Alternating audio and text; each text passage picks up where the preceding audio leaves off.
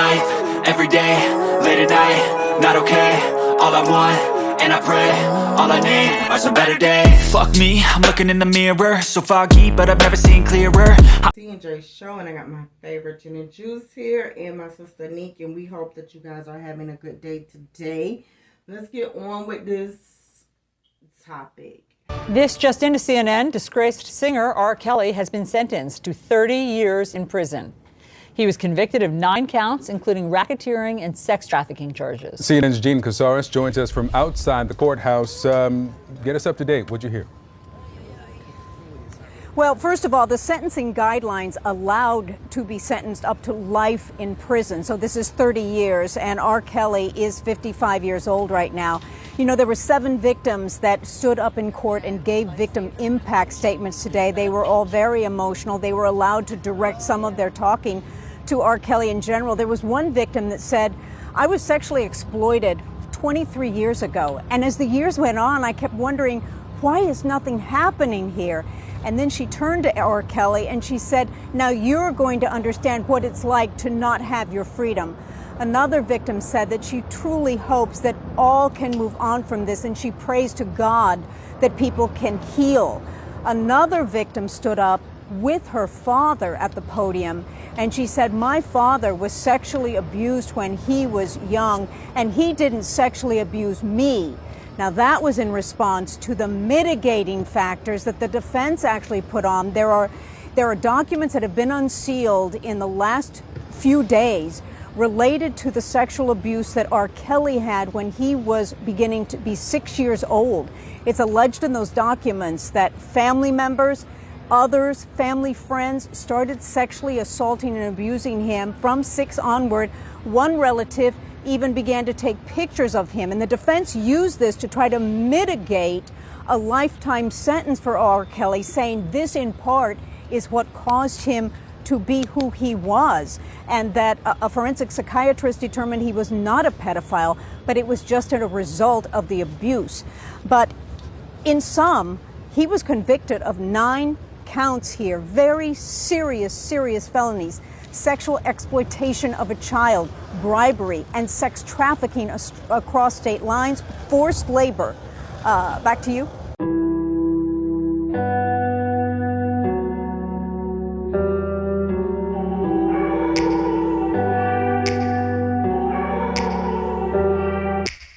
Take me back to a place where I felt at home. Take me back to a day when we weren't alone. Take me back to an age when the world felt small, way back before we blew it all. Take me back to a place where I felt at home. Take me back to a day when we weren't alone. Take me back to an age when the world felt small, way back before we blew it all. Too many things going on, I can't keep track of them all. From people dropping a bomb to people putting up walls. I feel like life is on hold, perception stuck in a vault. I know that time can heal all, but how much time till we fall? Away about this 30-year sentence, whether it's too much or it's too less. What do you feel about the 30 years, the sentence? Well, you know, to be honest, I can't say how much he should or should not get. Only thing I feel like I want to see more people going down, too. Just hours after appearing only on CBS this morning, singer R. Kelly's crisis manager resigned. In a statement to CBS News, Darrell Johnson said he is stepping down for, quote, personal reasons, and he did not elaborate. Darrell Johnson, I should say. That's right. Yesterday on CTM, Johnson made headlines when he said he would not leave his 20-something daughter alone with anyone accused of being a pedophile. R. Kelly is charged with sexually abusing women and girls. You have a 20-something-year-old daughter. Would you allow her to be alone with Absolutely not. With R. Kelly? I wouldn't leave my daughter with anybody that's accused of pedophilia. That doesn't seem like a contradiction to you. You're absolutely sitting here defending R. Kelly, but at the same time saying you wouldn't leave your own daughter with him. I wouldn't leave my daughter with anyone. Okay. I'm going to say it again. That's accused of being a pedophile. All right. R. Kelly is currently being held without bond after his arrest earlier this month on federal sex crime charges in Illinois and New York. You could almost say it was a case of the crisis manager creating a crisis. I talked to Darrell last night. He said he was not asked to step down, but he's stepping down, he says, for personal reasons because he believes he could become a distraction to R. Kelly's case. He believes in R. Kelly. He believes in this whole process.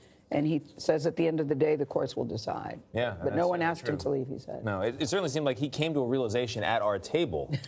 What was being alleged. Yeah. And all of a sudden it dawned on him. Yeah. Yeah.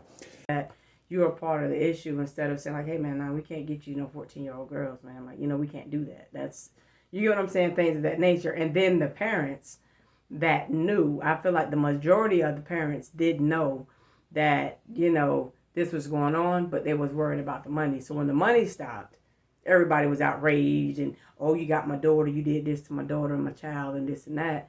When before, when the checks was coming in, everything was okay. Or when the cash was coming in, because I'm pretty sure they probably had it in a way where they were receiving cash payments or whatever. But all of these things is extortion. Everybody spoke out when the money stopped, So I feel like those people need to be held accountable, Jen and Juice, how do you? I agree. I definitely feel the same way. I do feel like a lot of people have dodged a bullet for now. They got the big fish, which is R. Kelly, but I do feel like a lot of those people that he was associated with, I do think, some things may have gone on with them and the young girls as well. I don't put it past them. You're gonna get young girls for him. I don't see why you wouldn't, indulge in that as well. So yeah, I definitely think that it's more people that need to be investigated in this and, brought to justice. Yeah, and honestly, the way that I do feel, I feel like honestly for right now, he shouldn't be sentenced at all at this recent moment until everybody is held accountable. Because this is the problem that I have with it. I was just looking at something and I was thinking like, what, right now today, when you look at even the bad parents from the children and families, when the kids are missing for a year and all of this stuff is going on, it's in children and families, that children and families department to, okay, let me look after you and see what's going on, and we're checking. But with them, so if their children and families no longer the parents concern anymore, right? Mm. So even if the children and family want to say, listen, we got so many cases, making up whatever they got to make up to where was the outcome of this. It's the same thing I'm just trying to figure out with the parents. This is your daughters. So you mean to tell me R. Kelly was established. She was this man, very hot, okay? Now, I know this man hit different generations because back then, by the time in 2000, that 1999, 2000, this man was like, I don't know if the old people was helping sing, but we sure was singing this stuff. The TPC, TP2.com. Yeah, all the young high school kids, we was on that, everybody. Now, my thing would be this. If a young female, whether she was 13, 15, 16, let's say somewhere in that bracket, we know you're going to be very excited and happy, like, this is R. Kelly. You ain't going to listen to nothing that because you don't think they know nothing anyway. You don't think your parents don't know about nothing.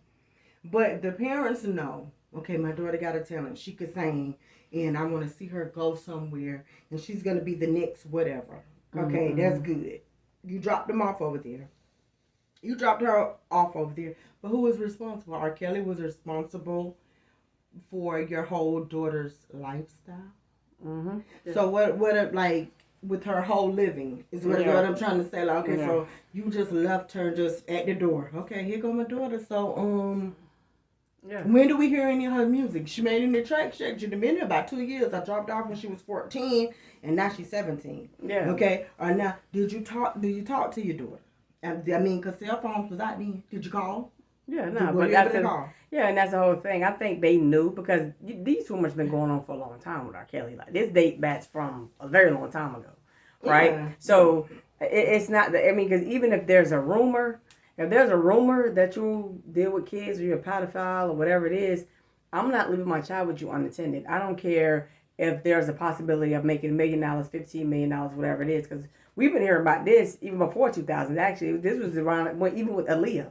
Mm-hmm. You get what I'm saying? So this has been going on. No, but I was saying like when I said a different. Be so caught up into the music and the money and the this and the that to where it's just like, oh yeah, let me drop my child off to you. Even though I know you probably got this, that, and the third going on, pedophile cases and little things of that nature. Because he beat a case. He beat one before. You get what I'm saying? So this has been going on for forever. And that was with the one girl where everybody was saying he beat on her. Yeah, Sparkle niece or whatever. Yeah. Yeah. So and if you was to look at that video, even with that video, I didn't know how old she. I thought she was probably maybe like 19 or 20. But that's just how the video looked, in which that don't matter. But the whole thing is, we want to make this very clear. When I have daughters. Everybody have nieces and nephews, so you know, and we are female, so we do know, and we are very concerned. But my thing is this: before we go and attack this one man with all of this stuff, I'm leaving the parents held responsible first, because I want to see how many reports do the police have of you calling about your child. Because for me, I'm going from the day one up until now to get my child and be concerned. Listen, I don't know where my daughter is at, honey. And yes, by the time I get finished calling for the police and then calling trying to see where you gonna look at my daughter like, you know what? It's just her. You got a bunch. We don't need this kind of stuff going on. You didn't kill her, so why not give her back to me? Like you are always on tour. So where were they at? Underneath the bridge, like underneath the basement. I don't know. You know, they supposedly, you know, there was a show came out. They said, well, they couldn't leave or they couldn't do this. And I'm pretty sure, like, you know, these people coach these people too. You know what I mean? Yeah. They already got lawyers involved. You got people on a piece of the pie and piece of the money to where that, you know, they kind of coach you on what to say to make sure that there's a case there to make this. I disagree.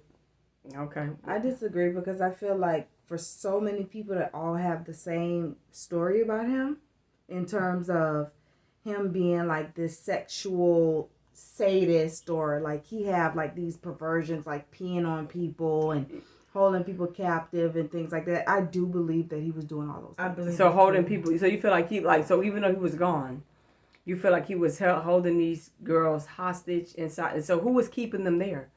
The management. I feel like